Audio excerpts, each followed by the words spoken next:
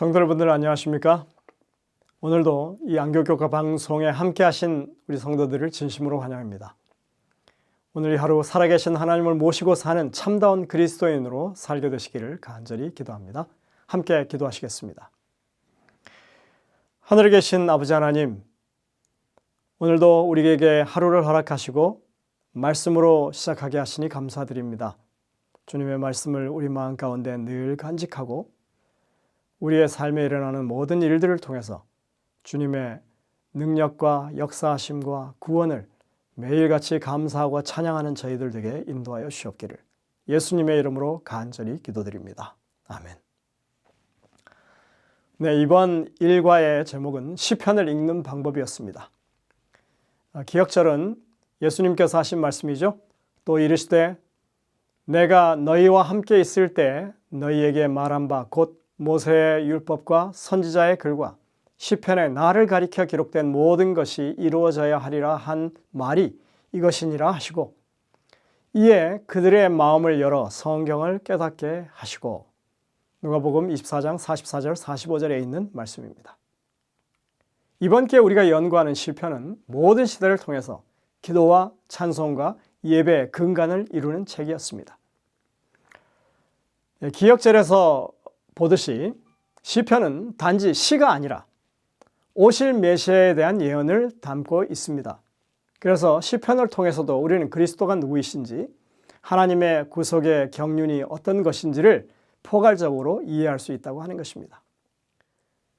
시편은 150편의 시가 모여진 책입니다. 그리고 그것은 이렇게 5개의 책으로 묶여져 있습니다. 1권부터 5권까지 이렇게 시편을 5묶음으로 나눈 것은 이 초기 유대교의 전통, 다시 말해서 모세오경을 5권의 책으로 나눈 것과 비슷한 그런 것에 의한 것입니다. 우리가 이렇게 구성되어 있는 것들을 바라볼 때 고라의 시집이나 혹은 아삽의 시집, 그리고 성전에 올라가는 노래의 묶음, 할렐루야 시편 같은 몇몇 시 모음집이 이미 존재하고 있었다고 하는 것을 우리가 생각해 볼 수 있게 해주는 것입니다. 그런 것을 증명하는 시편의 기록은 바로 시편 72편 20절이라고 봅니다. 이새의 아들 다윗의 기도가 끝나니라. 여러분들, 이 말씀은 다윗의 시 모음집이 있었다고 하는 것을 지금 말해주는 내적인 증거가 되는 것입니다. 시편을 5권으로 이렇게 모았는데 2권까지 하면 72편의 시편이 있죠. 그 중에 60편의 시가 다윗의 시입니다.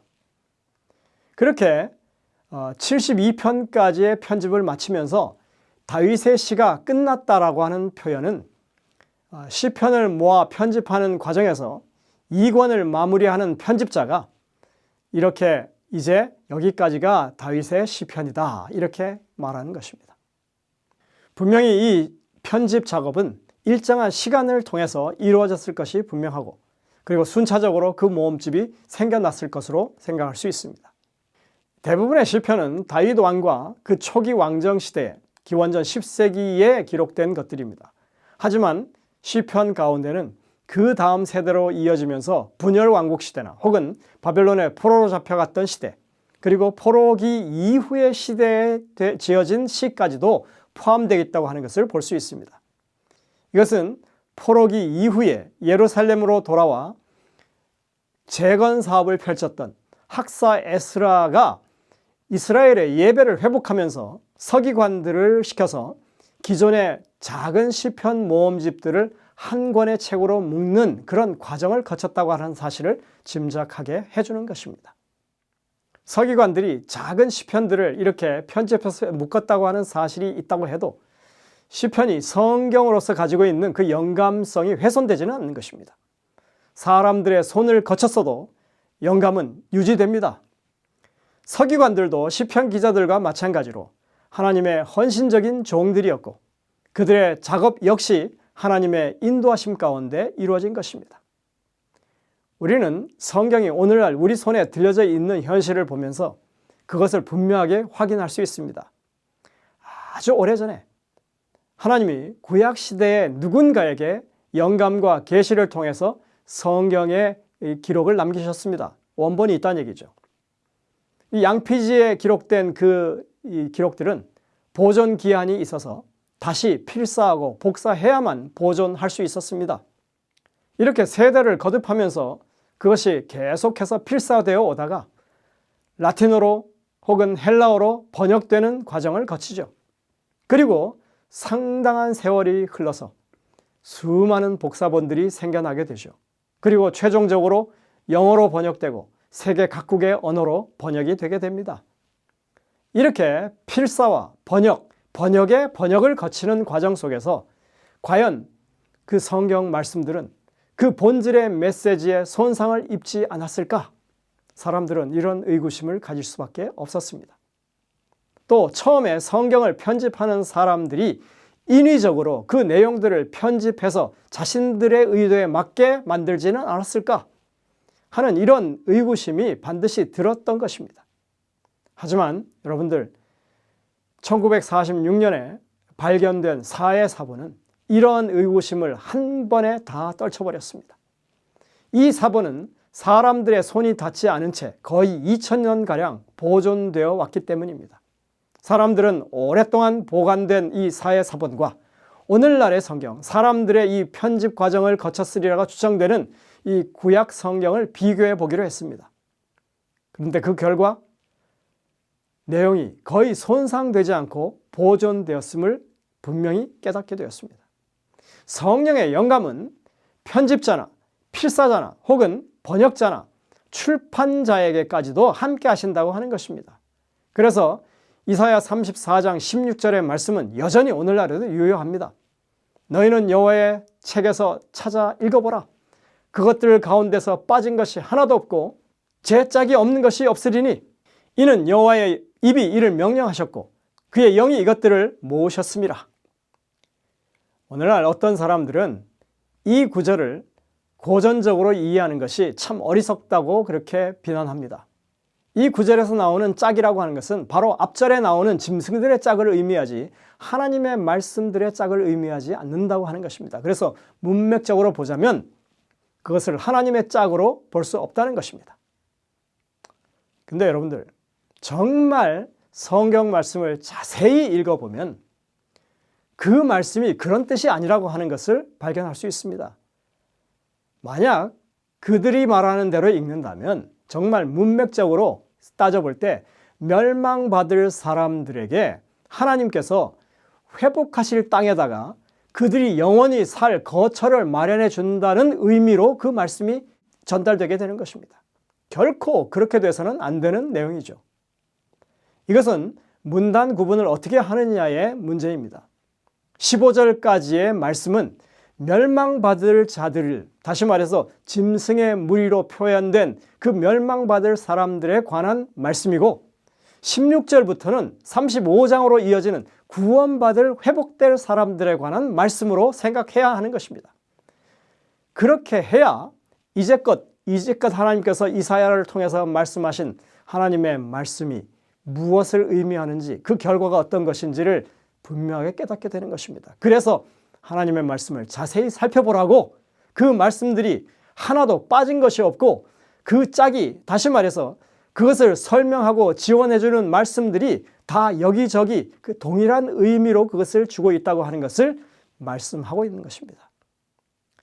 시편의 기록에도 동일한 주제, 같은 교훈들이 반복되면서 하나님 믿는 사람들의 믿음이 어떠해야 한다고 하는 것을 교훈하고 있습니다. 하나님의 기록된 말씀은 세기를 거듭하면서 사람들의 손을 거쳤지만 그것을 주도하신 분은 하나님이십니다. 그 말씀은 인간이 기록했지만 그 기록된 말씀을 통해서 역사하시는 하나님의 능력이 있는 것입니다. 신성과 인성이 결합했습니다. 그래서 그 말씀들이 여기저기 흩어져 있는 것 같지만 이 모든 것들은 짝을 찾을 수 있고 그 가운데 하나님의 분명한 뜻을 우리가 이해할 수 있는 것입니다. 시편의 기록도 마찬가지로 신성과 인성의 결합이라고 하는 것입니다. 예수님께서 인간이시자 하나님이셨던 것처럼, 그렇게 성육신 하신 것을 통해서 하나님의 뜻을 이룬 것처럼 하나님의 말씀 또한 우리는 인성과 신성의 결합이라고 할 수 있는 것입니다. 엘렌 화이트는 이것을 분명하게 설명하고 있습니다. 그와 같은 결합, 성육신이죠. 그와 같은 결합은 하나님의 아들이면서 동시에 사람의 아들이신 그리스도의 본성 가운데서 존재했다.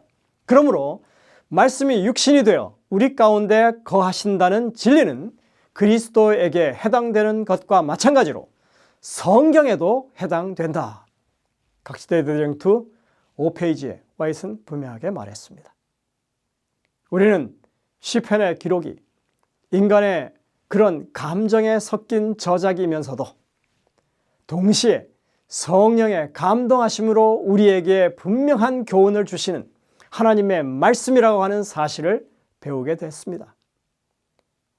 그리고 대부분의 시편은 살아있는 간증이자 간절한 기도라는 것입니다. 그들이 처했던 모든 삶의 국면에서 하나님께로 향하는 신앙의 열정이 시적인 표현을 통해서 드러났다고 하는 것입니다. 그리고 아름다운 노래로 불려졌다고 하는 것입니다. 그런 모든 찬양들이 하나님을 예배할 때 중요한 요소로 그렇게 사용되었다고 하는 것입니다.